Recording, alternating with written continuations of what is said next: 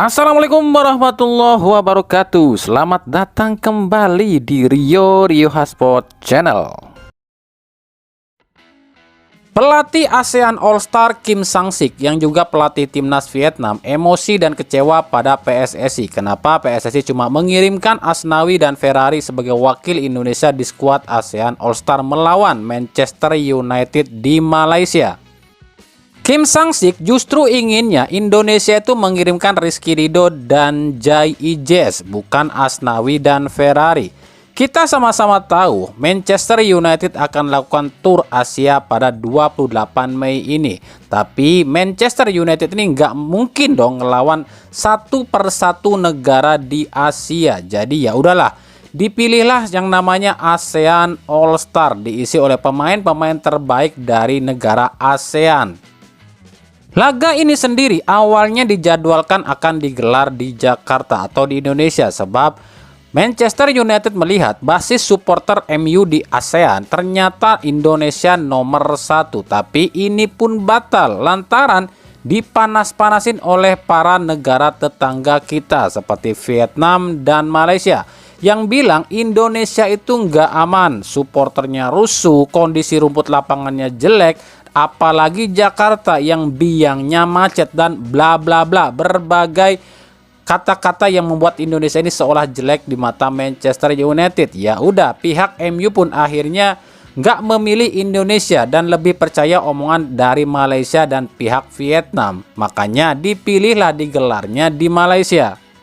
Nah, usai dijelekin sama negara tetangga kita, AFF minta pemain dong ke Indonesia sebagai wakil Indonesia. Ya udah, dikasihlah pemain yang seadanya, yakni Asnawi dan Ferrari. Alasan PSSI cukup logis sih kenapa mengirimkan Asnawi dan Ferrari, sebab faktanya Asnawi adalah kapten timnas dan Ferrari adalah kapten kedua timnas U23. Jadi wajar dong kalau PSSI mengirimkan dua kapten ke ASEAN All-Star. Ini pun nggak diterima nih sama Kim Sang-sik. Alasannya Indonesia ini sengaja nih ngirimkan pemain jelek katanya. Karena kan yang dipinta itu adalah Jai Ijes dan Rizky Ridho. Kalau kami pribadi mikirnya gini, Kim Sang-sik minta Jai Ijes dan Rizky Ridho, kami akan jawab, sorry ya, siapa lu? Ogah amat kapten gue dikasih ke lu. Lah kalian aja udah bikin akal bulus kok. Dan buat kami, Jai Ijes dan Rizky Ridho itu lebih berharga dibandingkan ASEAN All-Star. Dan inilah daftar pemain ASEAN All-Star sementara. Dari Indonesia ada Asnawi dan Ferrari. Dari Malaysia ada Aguero, Dominic Tan dan juga Hafiz Najlik. Dari Vietnam ada Nguyen Quang Hai, Do Duc Man dan juga Nguyen Hoang Duc. Dari Myanmar ada Maung Maung Lun. Dari Kamboja ada Faiz Khan Kanmo dan juga Andres Neto. Dari Brunei ada Azwar Ali Rahman. Dari Laos ada Bon Pachun Bonkong. Dari Timor Leste ada Joao Pedro. Nah, tersisa Filipina, Singapura, dan Thailand nih yang belum kirimkan wakil. Tiga negara ini masih mikir-mikir nih, sebab katanya nggak ada untungnya juga kami kirimkan pemain ke ASEAN All-Star. Ya iya sih, Timor Leste aja tuh ogah kirimkan kali Freitas tuh.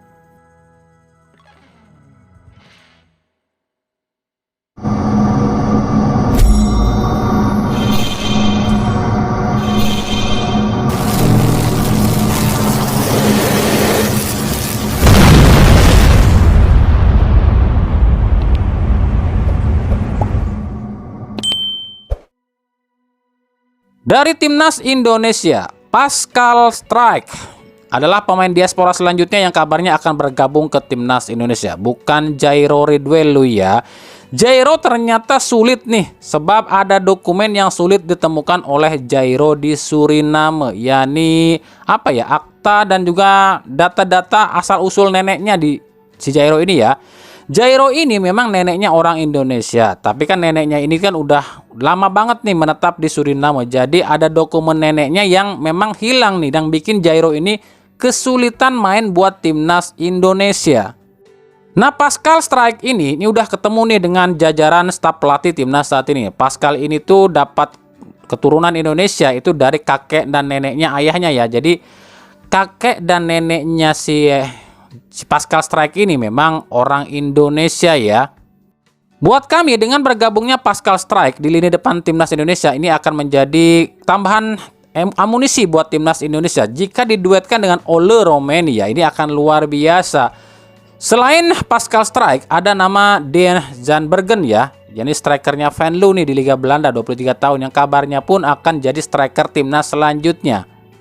Dean Zandbergen ini keturunan Indonesia dari sang neneknya yang orang Manado. Jadi kita lihat nanti nih tambahan 2 amunisi di lini depan timnas Indonesia. Yang pasti kalau Dean Zandbergen dan juga Pascal Struijk ini masuk ke timnas Indonesia di kualifikasi Piala Dunia round 3 ini, otomatis ya Rafael Struijk yang akan terbuang.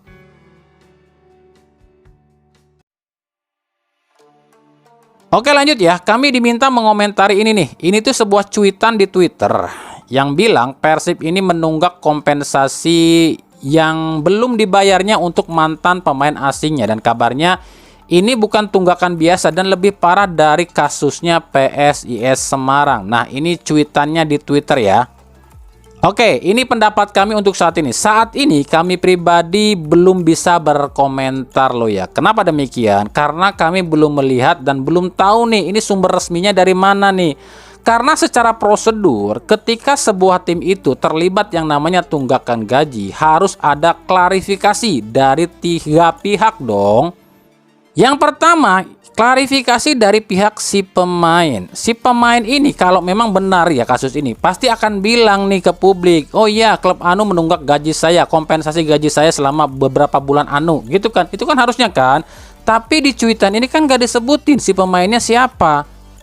Yang kedua, klarifikasi dari pihak klub. Klub ketika ada pemain yang melaporkan soal gaji atau klub ini bersangkutan dengan namanya tunggakan gaji, harus memberikan klarifikasi dong siapa pemain tersebut dan permasalahan utamanya apa gitu dong. Tapi sampai sekarang belum ada tuh dari pihak Persib yang menyatakan hal seperti itu.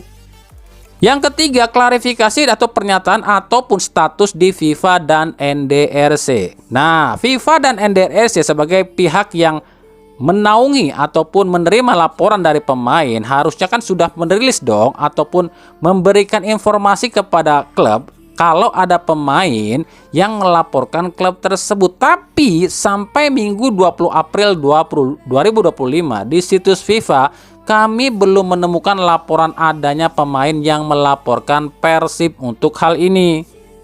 Jadi memang untuk saat ini sulit dipercaya berita seperti ini, meskipun kemungkinan itu tetap ada loh ya. Karena kan kami pernah bilang hampir semua klub di Liga 1 ini kesulitan ekonomi. Ya bisa aja Persib pun alami hal yang serupa ya. Tapi memang untuk saat ini sulit dipercaya selain belum ada laporan dari pemain, dari klub, dari FIFA juga. FIFA juga kemarin baru aja datang ke Persib dan hasilnya Persib dapat nilai A ya, meskipun cuma A lo ya, bukan A+. Kenapa Persib cuma dapat nilai A? Karena Persib belum punya yang namanya training ground. Artinya kalau cuma training ground dan gak ada masalah finansial dan gak ada pemeriksaan dari FIFA soal keuangan kemarin, berita ini akan sangat sulit dipercaya.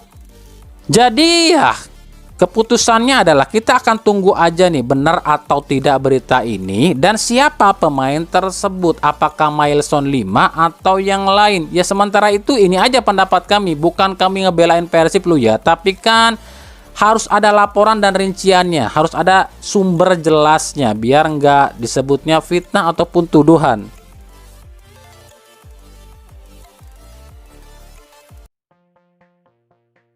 Dari Persebaya, inilah momen pelatih Madura United Alfredo Vera menyempatkan ke kantor Persebaya dan mengenang momen indah di Persebaya di mana Alfredo Vera pernah hadirkan juara Liga 2 2017 atau sekaligus pelatih yang membawa Persebaya ini promosi ke Liga 1 di musim itu ya. Tapi memang kali ini Alfredo Vera datang ke Surabaya sebagai lawan. Nah, bicara soal Persebaya, ini ada rumor nih, rumor lo ya. Kalau katanya Persebaya akan memulangkan Taisei Marukawa musim depan. Alasannya sih simpel katanya, demi Bruno Moreira. Sejak ditinggalkan oleh Taisei Marukawa, apalagi dilatih oleh Paul Munster, Bruno Moreira ini seolah kehilangan ketajaman dan kepercayaan diri. Nggak ada teman duet dan tektokan di lapangan katanya. Dan kita tahulah Bruno ini selalu tahu di mana posisi Taisei dan Taisei pun udah hafal nih tipikalnya Bruno Moreira.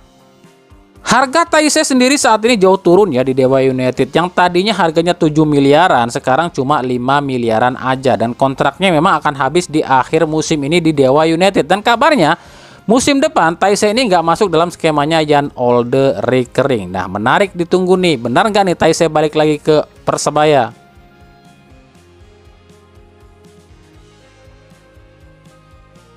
Gelandang serang asal Albania Valon Ahmed yang saat ini berusia 30 tahun kabarnya ditawarkan ke sejumlah klub Liga 1. Ada 4 klub yang ditawarkan oleh agennya si Valon ini ya, yakni Bayangkara, Borneo FC, Persija, dan Arema. Nah, statistik Valon sendiri musim lalu di Liga Albania ini nggak terlalu bagus juga sih. Dan tampil 16 kali, cetak 1 gol, 3 assist, dan 3 kartu kuning. Nah, sekarang tebak yuk, klub mana nih yang akan dapatkan Valon? Kalau tebakan Mimin sih klub biru ya. Bener nggak nih?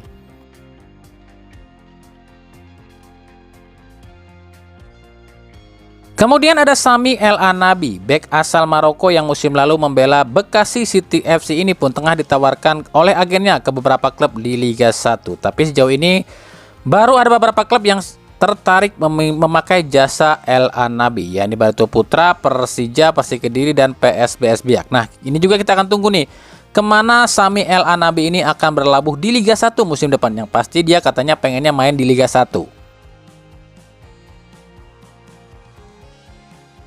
Laga Arema lawan Persebaya di pekan ke-30 dipastikan gak akan digelar di Kanjuruhan, tapi digelarnya di Bali. Nah, hal ini terjadi usai PT LIB mendapatkan ribuan hujatan dan teror oleh netizen Indonesia yang menganggap LIB ini gak punya hati nurani.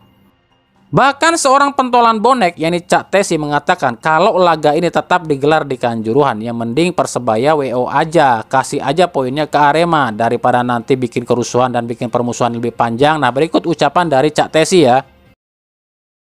Kalau emang pertandingan itu digelar di Kanjuruhan, saya berharap Persebaya ngalah lah, kasihkan buat Arema aja biar nggak ada tragedi-tragedi kedua. Kita juga masih mengingat almarhum yang meninggal di stadion. Masa nggak kasihan sama keluarga korban yang akan nanti teringat-ingat, anakku pernah meninggal di sini lah. Kalau bisa pertandingan Arema Persebaya dibuang jauh-jauh, tambah penonton, tambah supporter. Kurang sepakat saya.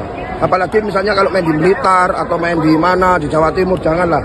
Nanti akan jadi keributan, jadi permusuhan lagi tambah besar. Kasihan adik-adik yang pingin mau bersaudara gitu. Akhirnya LIB pun memindahkan laga ini dan memastikan laga ini digelar di Bali. Alasan LIB sih katanya Kanjuruhannya belum siap 100%, fasilitasnya, kondisinya, dan lain-lain. Lucu banget ya, kemarin ngotot banget pengen main di Kanjuruhan. Sekarang giliran didesak sama netizen bilangnya Kanjuruhannya belum siap. Aduh, mencela-mencela nih LIB. Tergantung pesanan sih.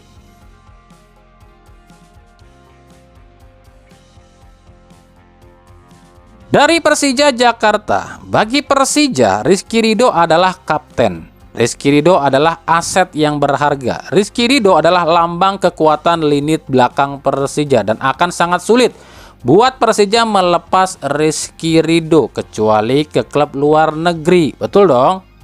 Tapi apalah daya, masalah keuangan yang terus melilit dari Persija membuat Persija ini nggak bisa berbuat apa-apa. Dengan gaji Rizky Ridho yang super mahal akan membuat kondisi keuangan Persija ini semakin goyah. Apalagi jika Persija bisa ngejual Ridho saat ini, tentu ini akan jadi suntikan pemasukan tersendiri.